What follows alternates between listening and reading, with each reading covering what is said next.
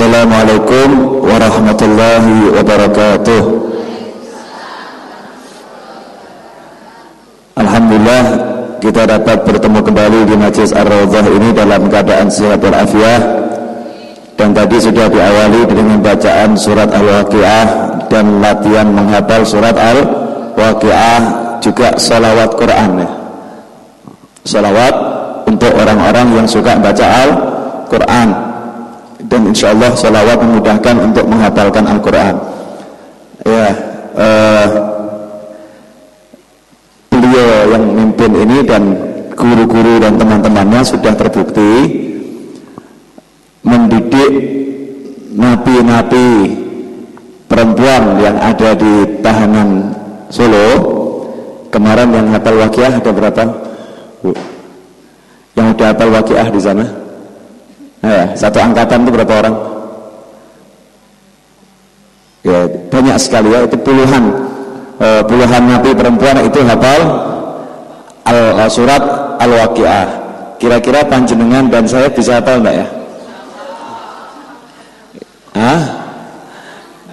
Insyaallah bisa ya, walaupun satu minggu satu ayat. Satu minggu satu ayat. Insyaallah nanti sampai hari kiamat kan hafal Al-Quran. Insyaallah satu minggu satu ayat kan ringan. Nah, saya akan lanjutkan untuk kajiannya, taklimnya atas usul dari berbagai pihak. Minta Habib kalau buat ibu-ibu kajiannya kajian yang adab-adab saja, tata kesopanan ya, pokoknya yang tentang amal soleh yang bisa langsung dipraktekkan. Kajian yang memut-memut biar Jumat malam saja, katanya begitu. Oke. Saya ambilkan kitab Al-Adab Al-Mufrad. Ini terjemahannya dijual di toko-toko. Nah, saya baca urut ya, Al-Adab Al-Mufrad. Jadi tata kesopanan setiap orang pribadi. Ya, tata kesopanan yang harus dimengerti oleh setiap orang. Dan kitab ini disusun oleh Imam Bukhari. Kita pernah dengar hadis Sahih Al-Bukhari. Imam Bukhari selain menyusun hadis Sahih Bukhari, beliau juga buat kitab yang isinya hadis-hadis. Semua di sini hadis ya. Hanya saja hadisnya ini tidak termasuk dalam kelompok Sahih Bukhari. Ya. Imam Bukhari itu punya kumpulan hadis macam-macam, di antaranya kitab Sahih Bukhari itu yang paling sahih. Kemudian Al-Adab Al-Mufrad itu tentang tata kesopanan yang harus diketahui oleh setiap pribadi muslim atau muslimah. Nah, kitab ini isinya ya tata kesopanan, sopan santun dalam kehidupan beragama. Gimana caranya? Nah, saya akan, karena ini ibu-ibu, saya pilihkan bab tadi tidak sengaja. Ini untuk ibu-ibu dan bapak-bapak, yaitu jadi majikan yang baik itu yang bagaimana? Gampang ya? Babnya gampang atau susah ini? Gimana? Gampang-gampang? Susah? Ya. Gini aja lah. Kata Rasul SAW, bertakwalah kalian terhadap manusia-manusia yang menjadi tanggung jawab kalian. Termasuk di situ adalah pembantu atau karyawan. Sampai-sampai contoh ya sederhana ya. Panjenengan kalau dengar pembantunya sakit, dipilih atau enggak dipilih? Yang betul. Rumahnya aja enggak ngerti. Terus nilainya gimana? Rumahnya aja tidak tahu. Nilainya bagaimana? Nanya. Nabi Muhammad SAW, beliau punya pembantu seorang anak kecil, bocah, dan bukan muslim, agamanya Yahudi. Orang Yahudi.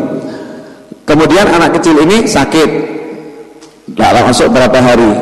Nabi Muhammad SAW bukannya diam di rumah, beliau ngajak sahabat tilik ya, menjenguk. Meskipun ini seorang Yahudi, ya, dijenguk oleh Nabi Muhammad SAW.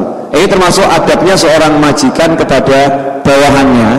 Jangan sampai bawahannya itu sakit kemudian cuman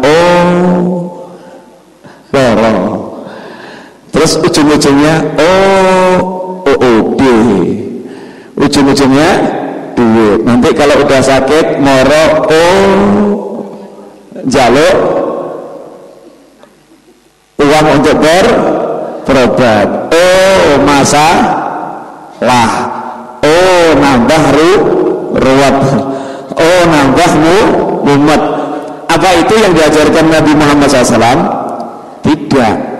Rasul mengajarkan kalau memang bawahan kita sakit, karyawan kita sakit, pembantu kita sakit, maka hendaknya kita menjenguknya dan berupaya sebaik mungkin untuk membantu proses pengobatannya. Nih, banyak contoh bagaimana Nabi Muhammad SAW dengan pembantu-pembantunya. Ya contoh yang sering kita lihat dalam berbagai hadis, Rasul SAW itu kalau makan apa, pembantunya juga makan itu. Misal kita zaman sekarang, majikan beli durian,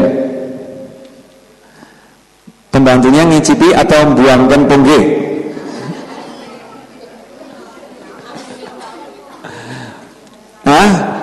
Majikannya beli durian, pembantunya ngicipi atau cuman buangkan ponggih? Buangkan ponggih. Itulah majikan yang baik. Ya, majikan yang baik. Tahu pembantunya kemecor pengen durian, majikannya duriannya enak loh nih ya, lap duriannya enak.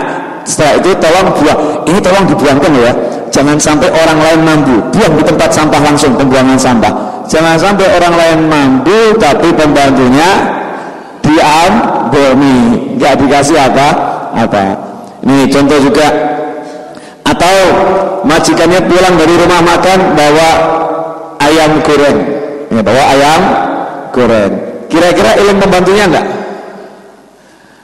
Itu masuk longko. Yang ingin iling pembantunya itu termasuk langka. Kalau yang baik udah nyiapkan ini buat pembantu saya.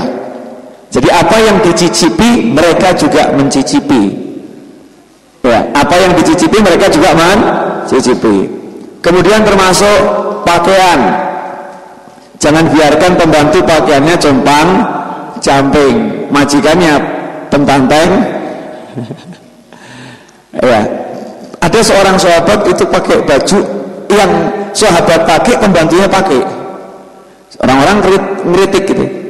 Pembantu kamu jangan dikasih baju yang seperti itu, KPM. Dia jawab, saya diajari Rasul, apa yang saya pakai hendaknya pembantu saya kalau bisa juga pakai. Bukan keharusan, bukan sebuah keharusan. Kalau bisa, tapi ya minimal. Kalau majikannya KW 1, pembantunya pakai yang KW 4. Jangan yang sampai KW 10 gitu ya. Dan mutung maksud kula? Saya akan bacakan di sini.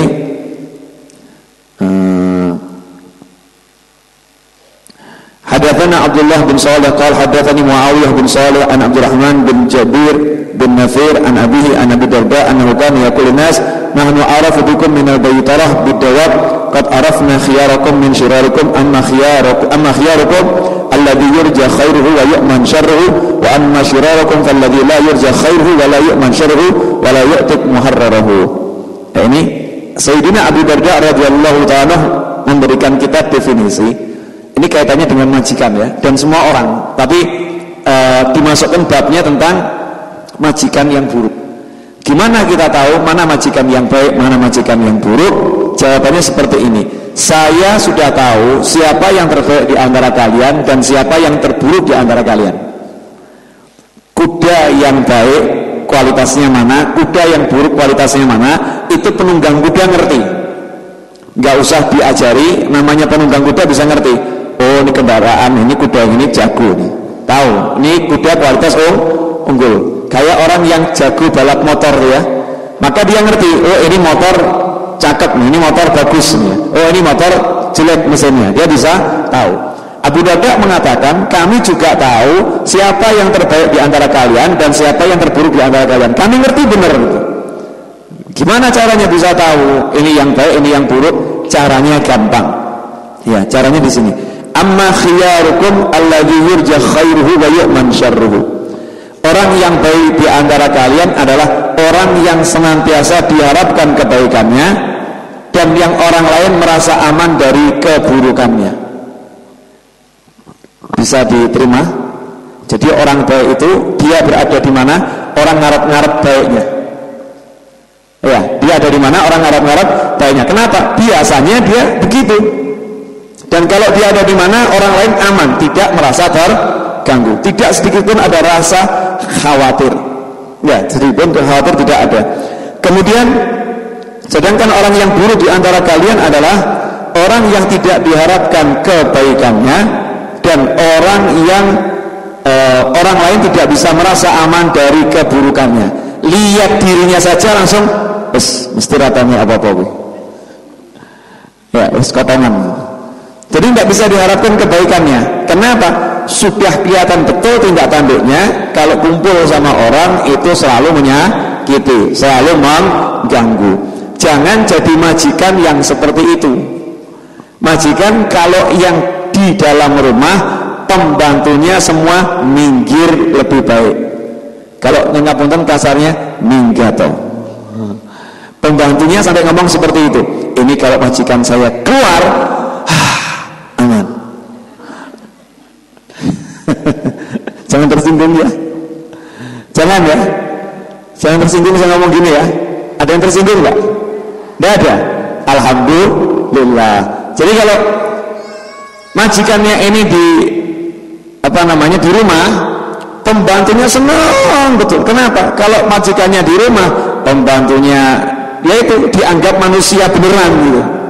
Ya disopo, ya kan, ya bisa disapa. Kemudian kalau majikannya itu makan suatu, pembantu juga dikasih, ditanyakan bagaimana keadaannya, sehingga si pembantu ini kalau majikannya nggak ada merasa gelo, ada sesuatu yang hilang. Dan bahkan kalau ada majikannya tidak khawatir dicaci, nggak khawatir dimaki, nggak khawatir dimarahi, nggak khawatir apa-apa, karena tahu majikannya tidak suka berbuat buruk kepada orang lain. Sebaliknya ada majikan-majikan yang kalau beliau-beliau itu ada di rumah, pembantunya ndongake gendang turu, semoga lekas tidur, ya kan? Opo meneh dari ki arep apa meneh, ngasih beban dan ngasih beban dan ngasih beban dan ngasih beban. Tidak ada waktu untuk meringankan diri dari beban. Lain halnya dengan Nabi Muhammad SAW. Manusia yang berhubungan dengan Rasul SAW tidak pernah mau pisah. Karena itu sahabat Anas bin Malik jadi pembantu Rasul 10 tahun sampai Rasul meninggal dunia SAW, tidak pernah ditegur. Kamu kok gitu kenapa? Ya, kamu kok nggak gini kenapa? Kamu saya suruh kok nggak jalan-jalan kenapa? Nggak pernah ditegur. Ya tidak pernah ditegur. Ya ini kalau mau jadi majikan yang sangat baik, ya sabarnya seperti Nabi Muhammad Sallallahu Alaihi Wasallam. Pertanyaan saya, kira-kira itu gampang atau mudah? Hah?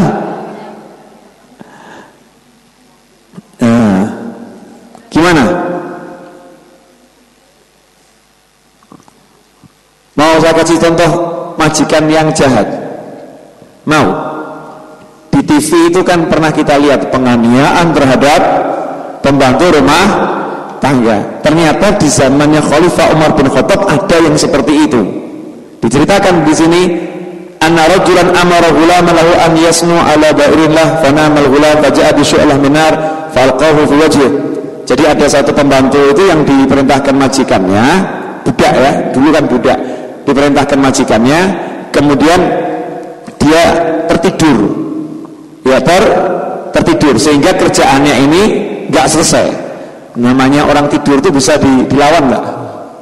Ngantuk kalau datang, siapa yang bisa ngelawan? Angel kan? Susah. Ya, beliau tertidur si pembantu ini, majikannya jengkel, faja abi syu'lah minnar, maka ambil cetik geni itu, ya, ambil api, obor itu ya, obor, kemudian dilemparkan ke wajahnya budaknya tadi, sehingga wajahnya terbakar. Fabarat wal ghulam min fidrin, kena seperti itu, langsung budaknya lari ke sumur gitu ya, ke kolam cebur biar apinya padam. Falamma asbaha ata Umar bin Khattab, besok paginya budaknya menghadap Khalifah Umar bin Khattab radhiyallahu taala anhu.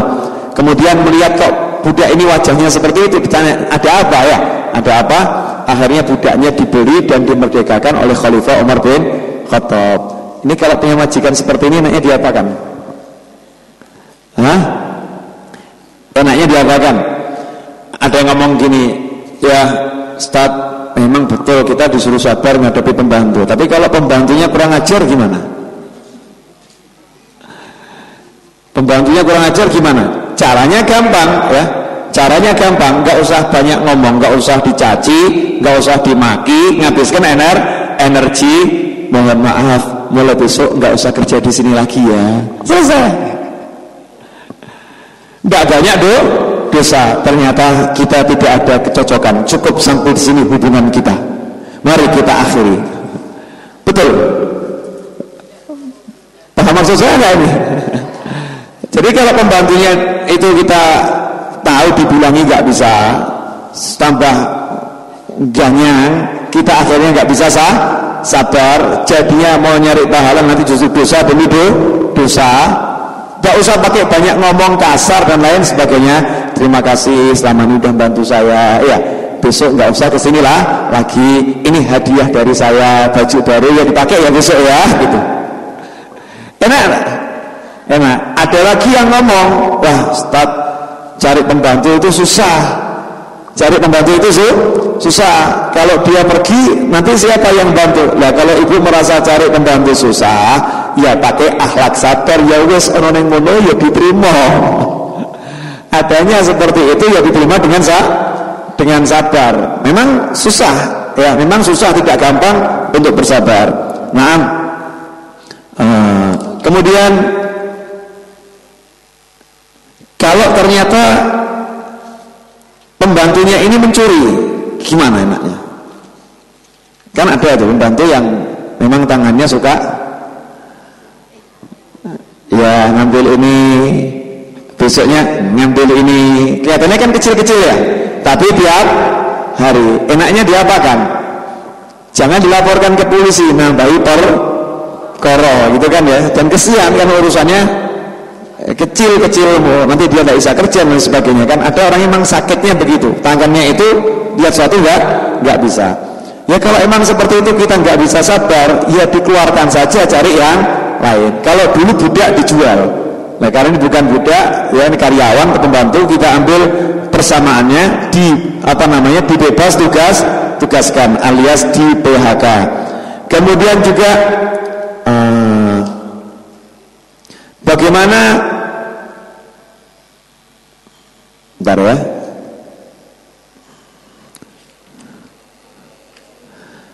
Kalau kita lihat pembantu kita capek, Anda punya sopirnya capek, kira-kira bagaimana? Yang punya sopir angkat tangan. Saya belum punya.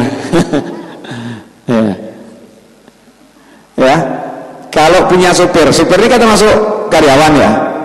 Sopirnya capek ngantuk. Terus ini contoh kalau itu sopir. Sikap kita sebagai majikan bagaimana sebaiknya? Kono terus atau kono lauk? Yang mana? Cuci muka atau silakan tidur dulu? Hah? Enggak, silakan minggir, saya yang nyupiri. Kamu minggir di samping, silahkan tidur dulu, atau di belakang, saya yang nyupiri. Gitu gampang atau susah? Gampang sebetulnya, tapi jadi susah. Kenapa? Nah, saya majikan, majikan. Sudah nggak usah ngomong, semua orang juga tahu Anda majikan. Nah, terus bagaimana caranya ngadepi? Kan nggak terus-terusan ngantuk ya. Kalau ngantukan terus bagaimana? Berhentikan jadi sopir. Kan ada masanya sesekali ngantuk. Sama juga di rumah, ada orang punya pembantunya kelihatan sakit, lemas, pucat gitu ya. Jangan kemudian dipaksa suruh kerja. Mbak ngapunten panjenengan kelihatan pucat, silakan istirahat terus pulang. Ya silakan istirahat terus pulang. Bayar gajinya 1 hari penuh. Jangan kemudian diskon. Panjenengan kemarin kan nggak kerja, jadi ya saya diskon 70%. Bukan seperti itu, dibayar apa adanya. Sampai di sini ada mau nanya belum? Ada yang mau nanya? Silahkan Bu.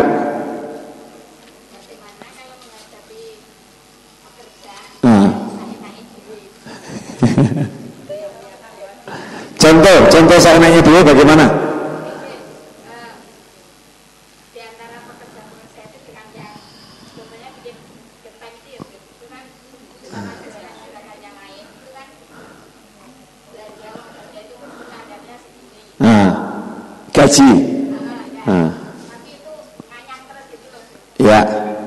Ininya naik terus gitu. Tapi kan kita nggak ikuti standar kan nanti kan ya nggak enak sama yang sudah lain.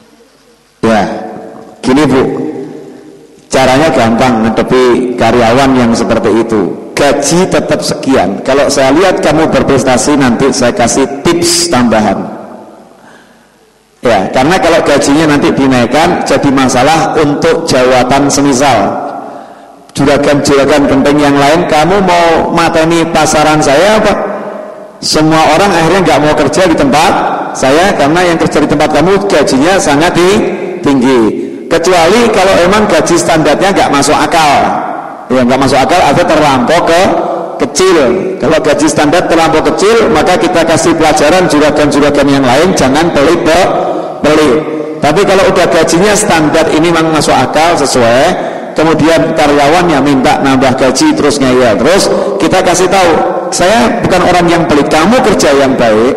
Kalau saya lihat kamu berprestasi, pasti saya akan berikan yang lebih, tapi gaji kamu tetap sekian. Ya, tipsnya sekian. Misalnya ada ukurannya. Kalau kamu bisa produksi genteng sekian, maka nanti saya kasih tips sekian. Itu kan jadi solusi insya Allah. Begitu Bu. Sekarang saya lanjutkan. Hal yu'inu 'abdahu. Apakah seseorang itu hendaknya diam atau membantu pembantunya? Kan seperti itu. Tadi yang saya terangkan ya. Kalau bisa kita bantu pembantu. Dari tadi kan saya belum menyebutkan hadisnya yang mana. Mungkin nanya, ini dari tadi hadisnya belum dibacakan. Saya jangan dibatin kroso. Ya, hadisnya belum dibacakan. Qala an-nabiy sallallahu alaihi wasallam, "Araqiukum ikhwanukum fa ahsinu ilaihim, ista'inuhum ala ma ghalabakum wa'inuhum ala ma ghalabu." Ya. Budak-budak kalian, bukan perbudakan ya. Budak-budak kalian adalah saudara-saudara kalian. Sebab lihat nih sabdanya Rasul SAW. Rasul mengatakan budak itu saudara. Lah kira-kira kalau pembantu kan bukan budak, karyawan itu bukan budak. Nah kalau yang budak saja saudara, kira-kira kalau karyawan itu apa ya? Mestinya kan lebih dekat lagi kan. Budak itu yang nggak ada harganya. Budak itu kan dirinya sendiri aja tidak nggak punya. Budak itu diperjualbelikan. Rasul mengatakan budak-budak kalian adalah saudara-saudara kalian. Itu budak kalian. Kira-kira kalau pembantu, karyawan, bawahan sama budak pangkatnya tinggi mana? Tinggi karyawan, karena karyawan manusia merdeka, manusia yang bebas. Rasul kemudian bersabda, fa'ahsinu ilaihim, berbuat baiklah kalian kepada mereka semua. Kalau Rasul sudah berkata berbuat baiklah kepada mereka semua, kira-kira perbuatan baik yang dijalankan atau yang dianjurkan yang seperti apa? Ya semua kebaikan yang bisa dilakukan. Ya semua kebaikan yang bisa dilakukan. Hendaknya kita lakukan juga untuk tadi bawahan-bawahan kita. Kemudian Rasul bersabda, fa istainuhum ala ma ghalabakum. Kalau kalian ternyata melakukan sesuatu tidak bisa, maka minta tolonglah kepada mereka. Bawa nyapu capek, tolong sapukan ya. Bawa ngepel capek, tolong kamu yang ngepel. Akan tetapi kalau mereka itu ngepel capek, wa'ainuhum ala ma ghulibu. Kalau ternyata mereka itu kerja capek, mereka nggak bisa, maka kalian hendaknya memberikan pertolongan kepada mereka. Kalian menolong mereka. Coba lihat nih bagaimana Rasulullah SAW mengajarkan etika seorang majikan kepada pembantu itu bagaimana. Kira-kira ada nggak di tempat lain ngajari seperti ini? Maksudnya di luar Islam itu yang sampai sedetil ini, sampai sama pembantu itu diajari kalau pembantumu nggak mampu kamu tolong, kalau kamu nggak mampu minta tolong pembantumu. Lah kalau kebanyakan orang kira-kira bagaimana? Apa itu? Semuanya disuruh mengerjakan pembantunya. Bisa dipahami tak ini? Bu, monggo diunjuk, monggo diunjuk. Sudah habis, kapan minumnya? Ya, kapan minumnya? Jelas sampai di sini. Ini memang babnya sederhana, tapi kan ibu-ibu setiap hari ngalami ya. Setiap hari ngalami. Sebentar, saya belum ngasih contoh-contoh, santai dulu ya. Kemudian la yukallifu al-'abda minal amal ma la yutiq. Tidak boleh membebani pembantu atau budak dengan sesuatu yang mereka tidak kuat. Mereka tidak kuat. Jangan meres tenaganya seperes-peresnya, diperas habis-habisan. Gak boleh seperti itu. Jadi kalau sama pembantu itu ya ngasih kerjaan sewajarnya. Misal saya mau nanya, nyapu dari pagi sampai sore masuk akal enggak itu? Nggak masuk akal kan? Itu kalau di sinetron kan ya, nyetrika belum rampung dikasih setrikaan satu tumpuk lah, lagi ini belum rampung dikasih cucian sekian banyak lah, lagi sampai yang apa nyuci itu yang mau pingsan dikasih kerjaan lagi, betul kan? Di sinetron. Ibu-ibu kira-kira begitu enggak di rumah? Enggak, insya Allah ya. Nah, ini adab sama pembantu tidak boleh memberikan beban yang berlebihan, tidak boleh sama sekali. Nah, kalau sama karyawan juga seperti itu. Jangan mentang-mentang kan udah saya gaji, kan sudah saya gaji. Saya kan udah gajikan, berikan gajinya yang penuh, maka dia harus kerja yang benar. Ini bab antara majikan dan pembantu. Nanti ada bab pembantu kepada majikan, itu urusan lain. Sekarang kita jalankan dulu tugas kita sebagai seorang majikan. Nah, lil mamluki ta'amuhu wa kiswatuhu la yukallafu minal amali ma la yutiq. Seorang budak itu hendaknya diberi makan dan diberi pakaian, dan tidak boleh diberi pekerjaan yang mereka tidak mampu. Artinya makan dijamin, pakaian dijamin, itu budak. Kalau sekarang karyawan ya begitu, harus dibayar ya sesuai dengan gajinya, dan dia tidak boleh dikasih beban yang melebihi tanggung jawabnya, tidak boleh. Ini mungkin sekarang ya mau bicara warok, tapi agak susah. Mau atau enggak mau? Kalau kita nyewa orang sebagai supir, kerjanya apa? Kalau nyupir suruh angkat-angkat, ada tambahannya enggak?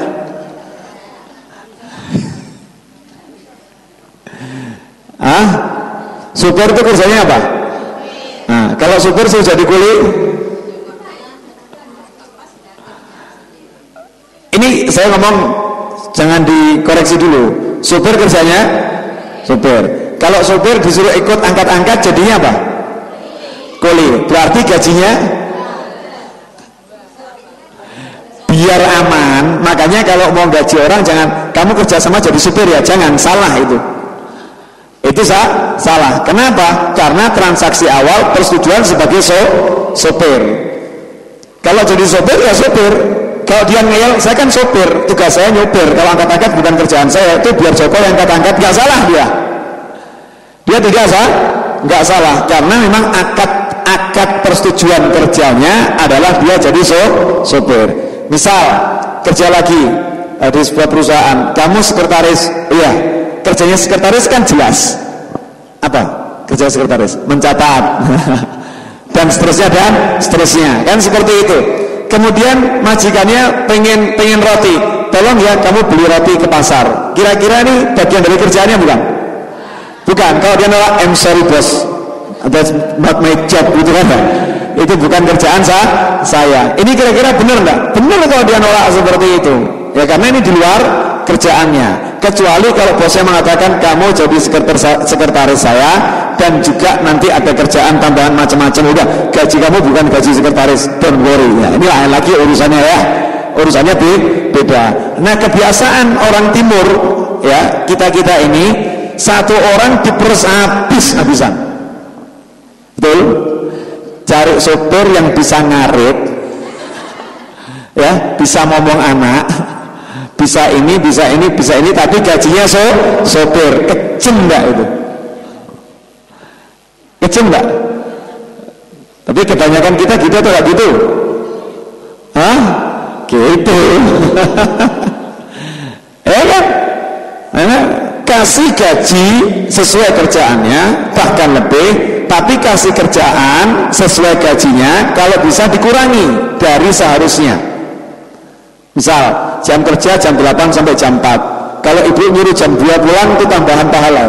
Udah cukup jam 2 kamu pulang, dah istirahat, temui keluarga kamu atau main silahkan, udah selebihnya biar saya yang ngurus ya, sehingga biar saya yang ngurus. Tapi kebanyakan kita enggak, jam 8 sampai jam 4 jam kerja ya kan, udah temani saya dulu sampai jam 8 malam, gaji enggak ditambah.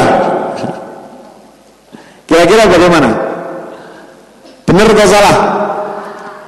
Ini dalam semua bidang ya, baik itu sopir, baik itu apa namanya, kalau ibu setiap hari itu ada tukang cuci. Makanya kadang di Jakarta itu kalau orang yang nyuci pakaian maunya cuma nyuci pakaian, suruh nyetrika nggak mau dia, bukan kerjaan saya. Saya di sini tugas saya cuma nyuci pakaian, ngepel bukan kerjaan saya bukan ngepel, ngomong bayi bukan kerjaan saya. Kalau mau saya ngepel, nyuci pakaian, ngomong bayi, tarifnya berbeda. Berbeda. Nabi Muhammad SAW dari dulu udah ngajari itu, ngasih orang itu kerjaan sesuai porsinya. Setelah ajaran Islam ini enak lah itu, enak ya. Tapi bukan kita disuruh kaku-kaku gitu, nanti kita jadi karyawan, kita ini sopir, lihat bosnya pengen angkat-angkat, saya sopir kok bukan angkat-angkat, ini karyawan kurang ajar. Saya ngomong tadi dari sisi bos ya, sisi bos jangan begitu ya, tapi nanti sisi karyawan juga jangan seperti itu. Islam itu mengajarkan kita menolong seseorang yang berada dalam kesulitan, apalagi itu orang yang menjadi atasan kita. Kalau butuh bantuan gak usah dimintain tolong, ya hendaknya kita membantu. Nah hadirin yang dimuliakan Allah Ta'ala, boleh Mbak Nini dari Semanggi dicari ibunya di belakang.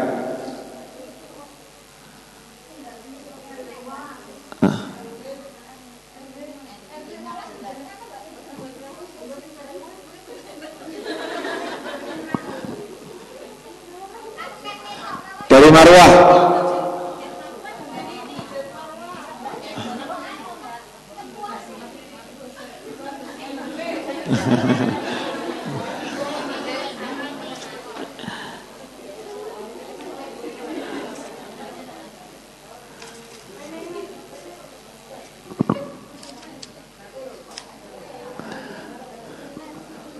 Ya coba ya. Sudah?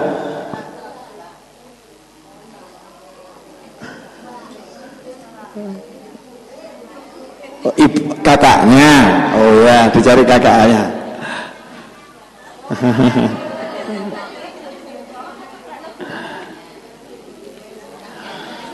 Saya lanjutkan.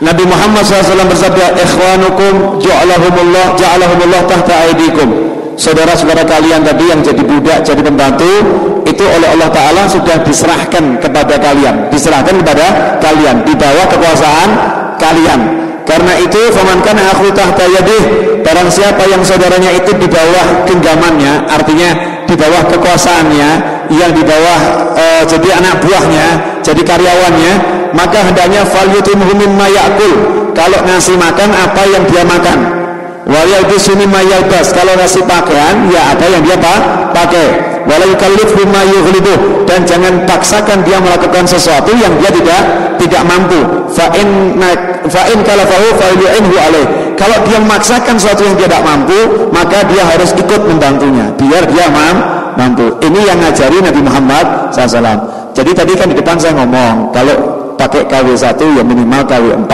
gitu ya. Ya itu sebetulnya nggak pas. Yang pas ya KW1 foto KW1. Masalahnya kalau saya ngomong gitu nanti ibu-ibu ya kan, paham maksud saya enggak? Ya, jadi apa yang dipakai majikan, karyawan juga pakai. Itu yang terhebat, yang terbagus. Kalau apa yang dimakan, maka hendaknya karyawan juga makan, pembantu juga makan. Seringkali begini, ini ironis, sering terjadi. Saya ngomong sering terjadi ya karena menyaksikan ya beberapa kali itu. Pembantu di dapur ikut bantu masak macam-macam. Contoh,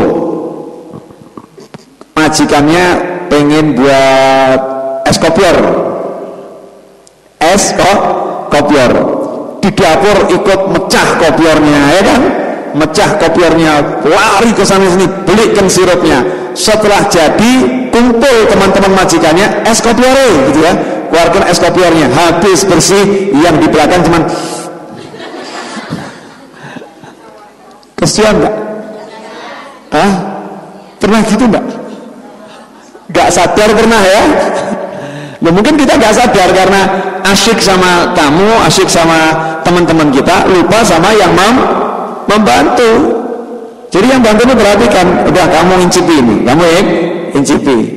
Ini contoh es kopior. Ada lagi yang lebih dari es kopior kan banyak. Wah, kelihatannya buat kakap goreng atau kakap bakar gitu ya. Ini yang serang-serang goreng ya, bahkan yang bersihkan ikannya, hidangkan di meja makan, pembantunya cuma dapat erinya, cuma dapat durinya, kepala pun juga matanya saja yang dapat. Kira-kira yang begini banyak enggak? Banyak. Sederhana kan? Tapi Islam mengajarkan jangan kita jadi yang seperti itu. Apa yang dimakan mereka juga makan. Yang sering terjadi bab durian itu sering itu.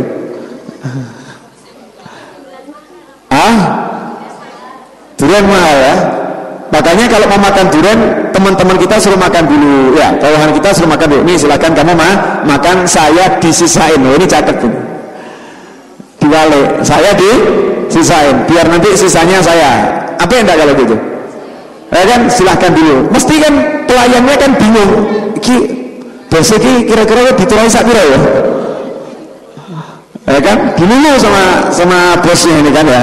Mereka kan juga mikir diturai sak kongge ya, alhamdulillah. Berarti karyawannya banyak gitu.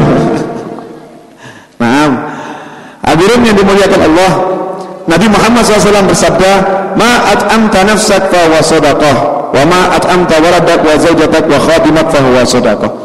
Jadi kalau kita ngasih makan orang, kita makan sendiri, kita kasihkan kepada anak, istri, kepada pembantu, kita ngasih makanan pembantu itu sedekah. Lah kok sedekah cari jauh-jauh, repot-repot. Ya, kita bagi kepada pembantu kita itu sedekah. Ngajak makan pembantu itu sedekah. Pernah mikir enggak ya di rumah gitu pas ijen nyuruh pembantunya beli nasi bungkus, beli 3 ya, buat saya 1, kamu 1, buat teman kamu juga 1, kemudian makan bareng. Ini yang 2 ini sedekah, yang kita makan juga sedekah. Enak enggak? Amal gampang kan? Gampang, tapi kita suka yang angel. Nah,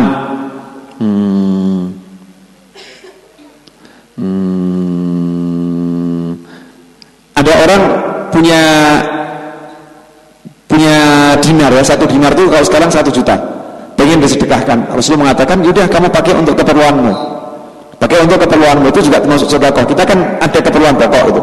Rasulullah, kalau buat saya udah ada, yaudah buat keluarga kamu, buat keluarga saya udah ada, ini masih sisa 1 juta, ini buat siapa? Ya buat pembantu kamu. Asyik. Allah kok. Itu pembantu kamu sedekah. Daripada ngasih orang lain, lebih baik ngasih pembantunya. Gaji itu kan memang kerjaannya dia bekerja. Tapi daripada kita sedekah jauh-jauh, memang sedekah yang paling pokok itu pada keluarga, termasuk pada pembantu. Pernah mikir gini belum? Mikir daripada ngasih jauh-jauh, dah ngasih pembantunya. Kira-kira seneng enggak deh? Kalau kerja lebih semangat enggak kira-kira? Semangat. Nah, itu yang namanya tips. Ibu tadi yang tanya masalah genteng. Jadi daripada yang penting gaji standar dari kasih kan. Nah, kalau mau ngasih tambahan dari sedekah, bukan zakat ya, sedekah. Jadi sedekahnya disalurkan kepada karyawan yang merasa, wah, alhamdulillah saya dapat tambahan banyak, gitu kan, senang. Insya Allah kerjanya juga akan lebih bagus, dan dia pasti akan lebih loyal kepada majikannya. Kalau kata orang Jawa, pager mangkok bukan pager tembok, betul? Pager mangkok bukan pager tembok.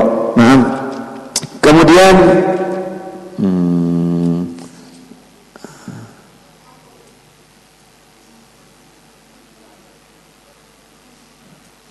ini ya. Qala Rasulullah SAW, maaf ya.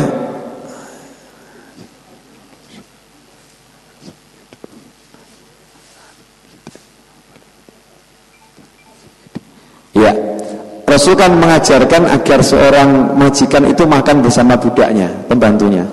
Nah, ini ada yang nggak mau makan sama pembantunya.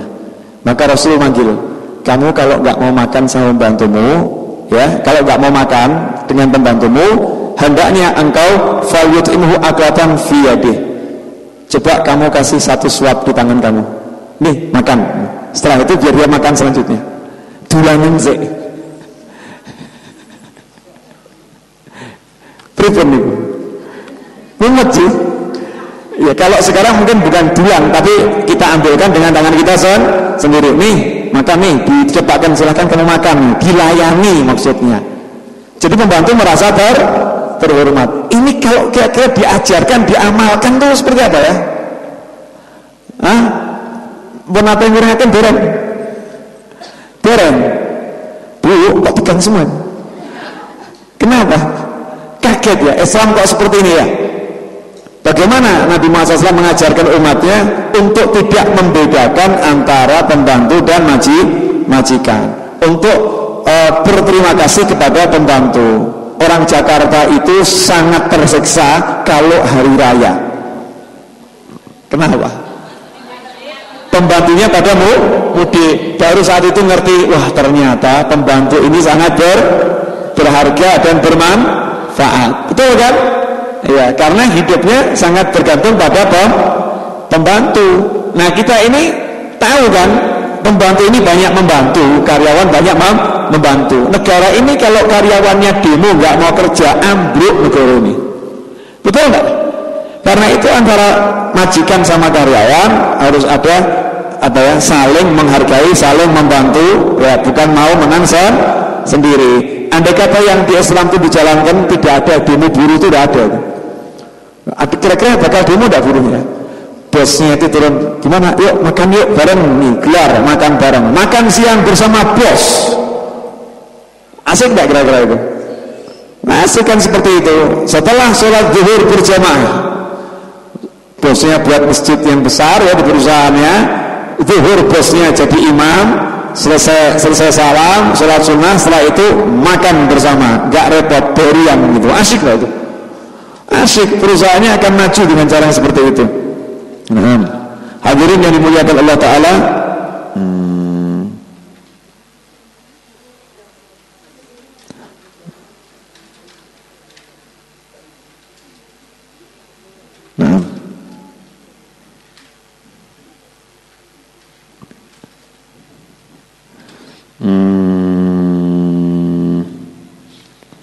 silahkan diincipi.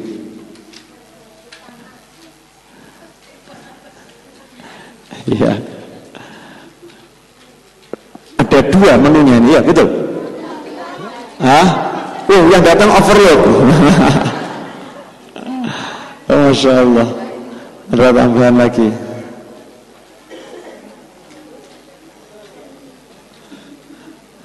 Berarti yang datang ini di atas 150 orang. Ya, di atas 150 orang. Alhamdulillah.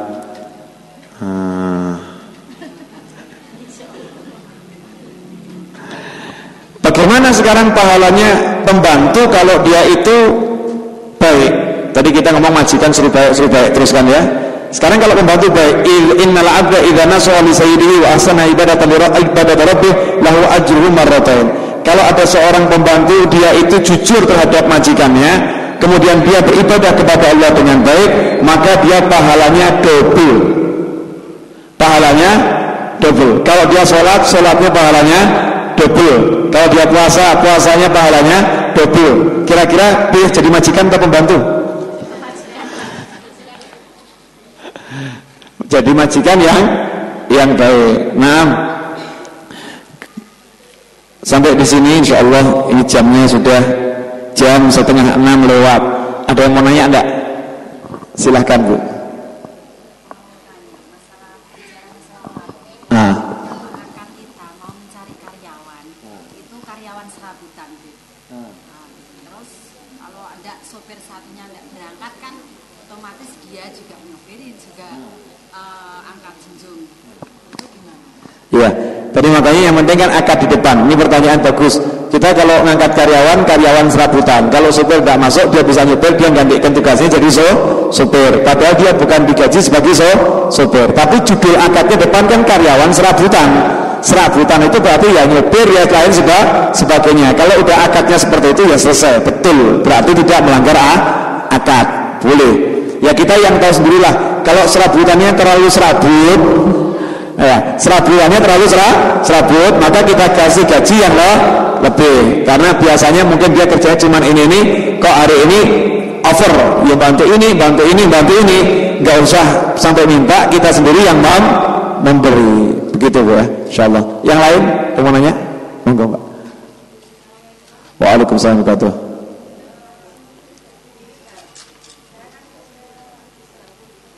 Furniture,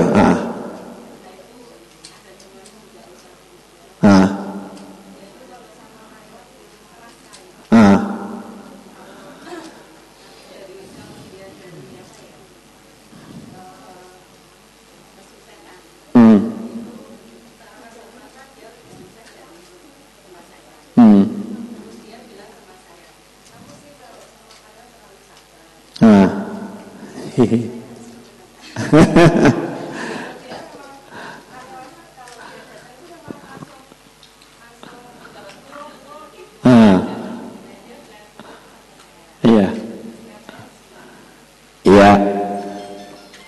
Bicara sukses gitu ya. Sukses itu apa gitu? Sukses itu apa? Sukses itu bukan kaya. Di Islam ya, sukses itu bukan kaya. Sukses itu bukan tenar. Sukses itu bukan meningkatnya penghasilan. Sukses itu kalau kita mendapat ridhonya Allah, itu namanya sukses, kan seperti itu. Nah, keras pada bawahan di Islam tidak boleh keras ya. Tapi kalau tegas boleh, disiplin boleh. Disiplin sama keras itu kan beda. Kalau keras itu karena kasar, amarah, emosi. Kalau disiplin itu memang karena etos kerja. Jadi disiplin. Tapi disiplinnya di Islam itu bukan disiplin yang kaku. Disiplin yang fleksibel. Ya, disiplin yang fleksibel. Misal karyawan masuk kantor jam 8 gitu ya. Dia datang jam 8:30. Ya sekali dikasih peringatan. Kenapa kok terlambat? Dicerna. Kalau tiap hari datangnya jam 8:30 gitu ya. Tiap hari datangnya jam 8:30. Ya kita marahnya nggak usah capek-capek. Cukup gampang. Kalau kamu tiap hari datangnya jam 8:30, berarti kamu mendolimi karyawan yang lain. Makanya kalau saya kasih gaji kamu sama dengan yang lain, berarti saya mendolimi karyawan yang lain. Karena itu kalau mulai besok kamu tetap datangnya 8:30, gaji kamu saya kurangi sekian. Enak kan? Jadi kalau kamu pengen nggak dikurangi, ya kamu datangnya lebih awal. Santai gitu, ngomongnya santai. Insya Allah nanti kalau dengan cara-cara seperti itu kan mikir kan, betul kan? Kan mikir. Kamu kalau kerja begini, kalau kerja begini, boleh ngasih pengarahan boleh. Boleh kita ngasih pengarahan, tapi dengan cara yang luas, bukan yang kaku. Sebab di balik semua itu ada misi dakwah. Itu loh Muslim di situ. Ada misi dakwah. Dakwah apa? Agar karyawan kita ini kalau kita minta untuk ibadah itu gampang gitu. Kalau lihat majikannya bisa baik, majikannya enak gitu ya, kalau nasihati kira-kira diterima enggak? Nanti akan didengar. Planningnya itu planning jangka panjang, bukan sekedar hubungan kerja, bukan sekedar hubungan kerja. Nah kemudian kalau dilihat teman ibu tadi dengan kerasnya, tegasnya dia kemudian berhasil, ya belum tentu itu sebuah keberhasilan. Mungkin dia hasil secara ekonomi, tapi secara hubungan kemasyarakatan keluar ketabrak, mungkin itu karyawan di menonton rasa nol. Mungkin begitu, ya mungkin seperti apa itu berhasil nggak kira-kira? Ya nggak berhasil. Di satu sisi mungkin naik ekonominya, tapi dalam hubungan kemasyarakatan dibenci orang banyak. Begitu ya Bu ya. Insyaallah. Memang ya sabarnya itu lebih utama. Bukan berarti sabar kemudian tidak punya disiplin ya. Tetap disiplin harus ditegakkan. Begitu? Yang lain? Boleh Bu. Ini kan kalau pas puasa itu kita kan ada karyawan yang nggak puasa. Apa kita juga bisa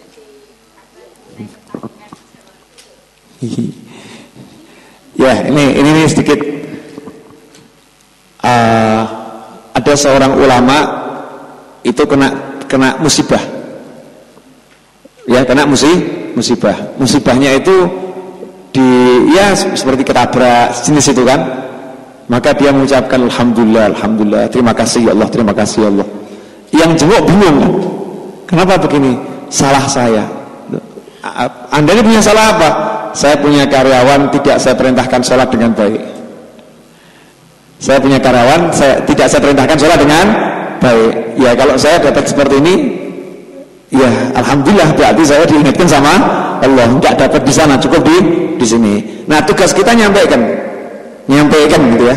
Kamu sholat jam sekian, jamnya sholat. Kalau di perusahaan siapkan musola kan gitu. Siapkan musola. Ini jam sekian waktunya sholat. Yang enggak sholat ya ditegur. Ya, yang enggak sholat ditegur. Bulan Ramadan puasa. Ya, jangan difasilitasi dikasih kantin. Kantin dilarang buka kecuali untuk wanita. Ya, kalau wanita kan mungkin dia lagi berhalangan ya. Yang pria tidak boleh kantin, mau makan tidak boleh di sini. Di sini puasa haram makan. Misalnya begitu. Kalau sakit surat dokternya mana dulu? Ya, ada surat dokter. Ini kalau perusahaan yang memang resmi begitu kan ya.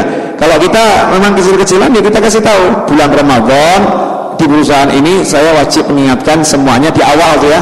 Semuanya harus puasa ya. Kalau tidak puasa saya tidak bertanggung jawab, itu urusan Anda dengan Allah. Insya Allah kalau udah begitu selesai masalah. Tapi kalau enggak, maka kita akan diminta bertanggung jawab karena karyawan, pembantu itu hubungannya dekat sekali, lebih dari tetangga. Tetangga itu masih bisa rumah. Tetangga itu bisa rumah. Ini tidur di satu rumah dengan kita. Itu kalau pembantu ya. Kalau karyawan tiap hari itu bersama kita. Memang kita punya kewajiban yang lebih kepadanya. Begitu Bu? Insyaallah. Yang lain? Silahkan. Waalaikumsalam warahmatullahi wabarakatuh. Ya.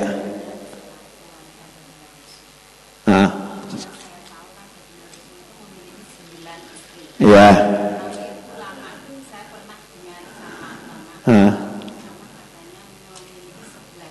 Iya, yang betul yang mana? Iya. Jadi begini. Insya Allah nanti hari Rebu depan saya kasih daftar ya kan biar tahu keluarga Rasul SAW, ayahnya siapa, ya kan ibunya siapa, anaknya siapa, kemudian nasab Rasul itu sampai Nabi Ibrahim siapa, kemudian istri Rasul siapa, ya kan, memang harus tahu.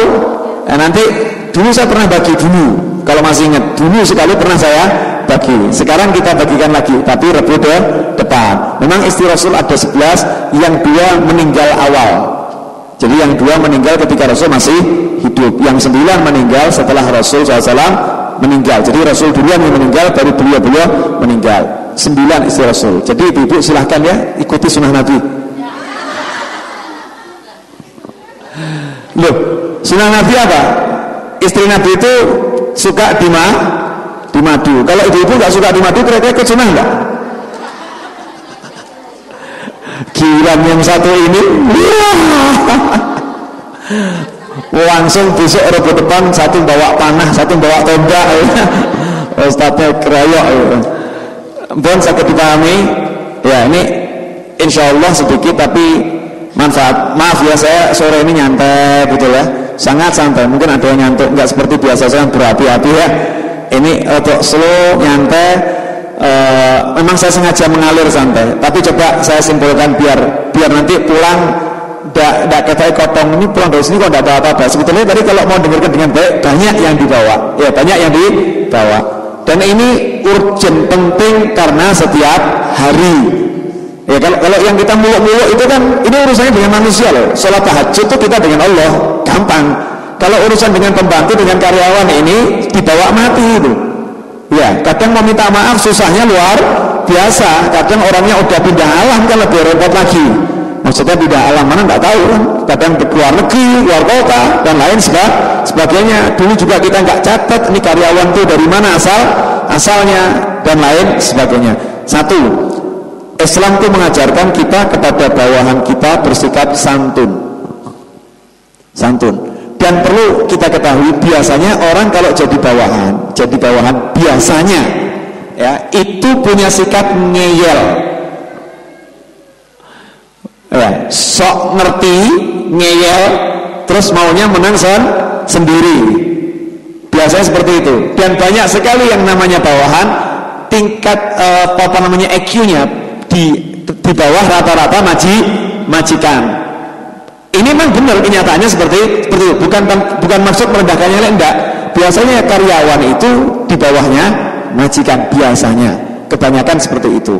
Nah, kalau kita sama anak kecil mikirnya belum genep kan anak kecil ya. Berarti anak kecil suka ngeyel, dibilangin nggak mau nurut, sukanya ngelawan, itu namanya anak kecil. Jadi kalau Islam mengajarkan ngadepi karyawan, jangan jadi seperti anak kecil yang santun, yang sabar, bla bla bla bla. Itu caranya Islam. Disentuh perasaannya. Anak kecil itu kalau udah disentuh perasaannya, nggak banyak ngomong, nanti kan manut. Betul kan? Betul kan? Coba yang diajarkan Rasul pertama kali apa nih? Cermati ini, betapa jelinya Nabi Muhammad SAW. Ajak makan bersama. Perhatikan, ajak makan bersama. Kamu makan apa, dia kasih makan. Kamu minum apa, dia kasih minum. Pakaian kamu seperti apa, ya dia pakaiannya seperti itu. Diwongke. Coba, sederhana sekali, betul kan? Sederhana ya. Tapi coba kalau ini dipraktekkan, jangankan kok sama pembantu, di sebuah pengajian, di sebuah majelis, di sebuah organisasi, kalau dipraktekkan seperti ini pasti sukses. Pasti sukses. Tapi kalau ustadznya petantang-petantang gaya ini gaya bos, teko karepmu, ora teko ya karepmu, ini repot. Ya kan, harus dia merendah, kemudian menempatkan dirinya sama dengan mereka. Oh ustadz nanti nggak wibawa nih kita, ada yang pernah nyotok begitu. Nanti kita nggak ada wibawanya di hadapan karyawan, di hadapan pembantu. Ulama menjelaskan wibawa itu datangnya dari Allah, bukan dari begini-begini.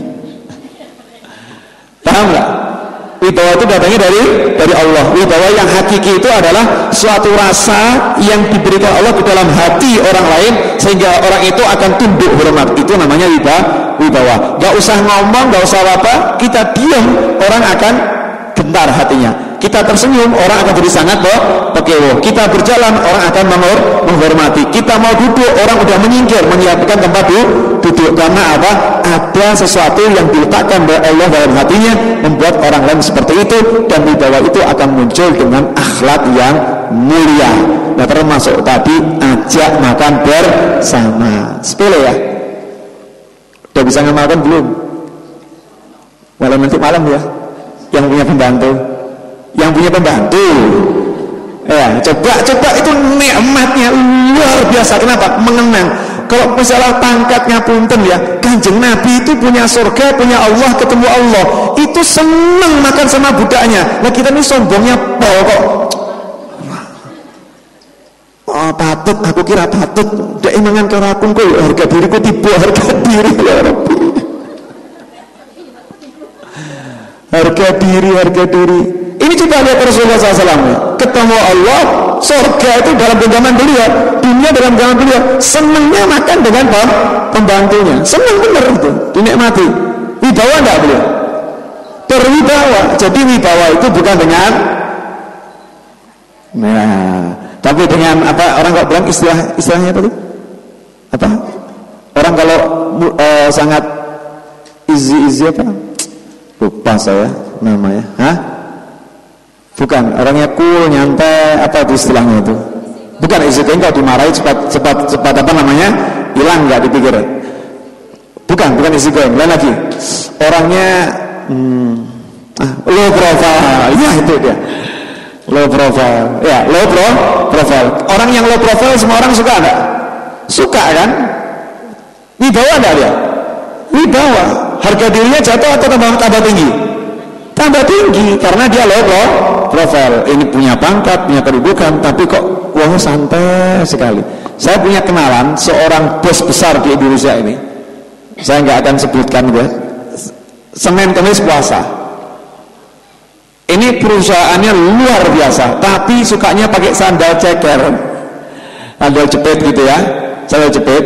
Orangnya nyantai sekali, tapi begitu masuk ke apa namanya tempat di mana perusahaannya itu, anak-anak perusahaan kan banyak sekali se-Indonesia. Begitu dia masuk ya, semua langsung mari Pak, ini bukan terus bentar ketakutan, enggak, hormat, tunduk, sayang. Kenapa? Karena bosnya ini nyantai sekali, menempatkan orang lain persis seperti dirinya. Enggak ada yang dibedakan. Nah, ini yang diajarkan oleh Nabi Muhammad sallallahu alaihi wasallam. Alangkah enaknya ketemu pembantu senyum. Enak enggak itu? Panjenengan udah ruwet mumet ketemu bojo merengut ya, pembantu cemberut. Kira-kira bagaimana? Komplit kan ya? Nah, kalau di rumah suasana enak kan, masuk warung, yang punya warung itu pembantunya yang layan di situ senyum semua, nyambut kita dengan senang. Itu energi kerjanya juga akan bagus. Ada yang batin, tapi dari tadi ceramahnya seperti ini, nggak seperti tadi. Ya, emang nyantai dulu. Orang biasa ngebut terus belajar kue dulu, baru nanti endingnya gitu ya. Jadi itu, coba perhatikan, Rasulullah SAW ngajak mereka semua makan bersama, bahkan disuruh dulang. Disuruh dulang gitu. Ya, kalau pembantunya perempuan, yang majikannya lagi jangan dulang, perkara. Atau makan bersama, duk menang kalati bareng ya jangan. Makan ini kesemangatan ini ngabur. Bukan seperti itu ya, bukan seperti paham maksudnya kan ya. Ya, bisa ditempatkan sesuai tempatnya masing-masing. Ya, kemudian yang kedua, coba perhatikan. Nabi Muhammad SAW selalu menekankan kalau memang itu punya sifat-sifat yang buruk gitu ya, udah nggak usah repot, jual kalau itu budak. Ya, kalau itu pembantu, jangan capek kita pakai marah-marah nuntut ke polisi, entek-entekan, mumet. Hasilnya apa? Untung nggak masuk rumah sakit. Kalau kena serangan jantung masuk rumah sakit, kan tekor. Saya mikir panjang. Orangnya seperti itu, ya udah cari yang lain, santai, nyantai gitu. Jadi ngadepi masalah itu dengan santai. Kemudian yang ketiga, Rasul mengajarkan kita tidak menekan pembantu dengan pekerjaan yang berat-berat. Kalau memang dibutuhkan untuk kerja berat, ya kamu turun tangan. Jangan cuma jadi penonton. Bisa dipahami? Sopir, yuk antarkan saya ke Jakarta. Nyopir suruh non-stop ke Jakarta, kan tidak mungkin, dia pasti ngantuk, dia capek. Udah, jangan khawatir, kita nggak akan berhenti cuma makan, tidak ada istirahat tidur. Kamu sopir, kamu ngantuk, saya gantikan. Ini namanya majikan gitu. Ini namanya majikan. Kalau kamu ngantuk, nanti saya akan gantikan. Kalau kamu tidur terus, biar apa-apa, wah masih enak tidurnya. Jangan enak menaku majikan nyetir dia ngorok biangker gitu ya. Bukan, silahkan ngorok gitu. Sakit dipahami?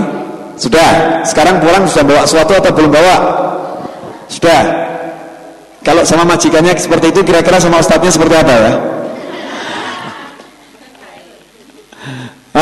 Majikan sama karyawannya seperti itu. Kalau sama ustadznya kira-kira seperti apa majikannya ya? Guyon bu jas gedung. Maksud saya Islam nih, coba lihat. Islam itu kalau kita pelajari, Rasul mengajarkan ajaran-ajaran yang luar biasa. Insya Allah manfaat. Senang nggak nih bahas adab-adab gini? Hah? Betul, senang atau kepeksa? Tanyanya di luar majelis karena jamnya udah habis. Maksudnya ini sudah ini jam 17.54. Sebentar lagi kan maghrib ya. Walaupun masih terang, tapi sebentar lagi maghrib. Nanti setelah majelis silahkan nanya. Biar saya ibu-ibu yang rumahnya jauh nggak dimarahi suami ya. Ya Bu ya. Hah? Yang sudah izin, kadang ada yang dapat izinnya cuma sampai maghrib. Saya sering diprotes, Bib, saya itu dapat izin sampai maghrib. Jadi kalau sampai rumah itu sudah azan maghrib ini, jadi dimarahin suami Bib begitu. Jangan jangan sampai maghrib. Ya, insyaallah. Demikian, terima kasih. Mari kita akhiri dengan surat Al-Asr. A'udzu billahi minasyaitonir rajim. Bismillahirrahmanirrahim. Wal 'ashri innal insana lafi khusrin illa alladhina amanu wa 'amilus salihati wa tawasaw bil haqqi wa tawasaw bis sabr. Shadaqallahul 'azim. Ya, permintaan doa. Sebentar, saya lupa tadi ini. Yang mana? Ya, Bapak Bukimin. Ini ya. Ini mari kita bacakan Al-Fatihah dengan niat kesembuhan untuk ini Ibu Wiji ya.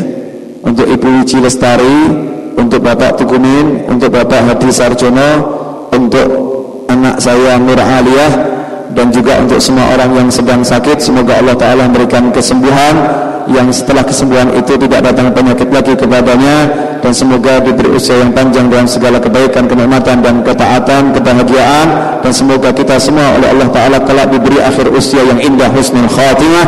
Al-Fatihah.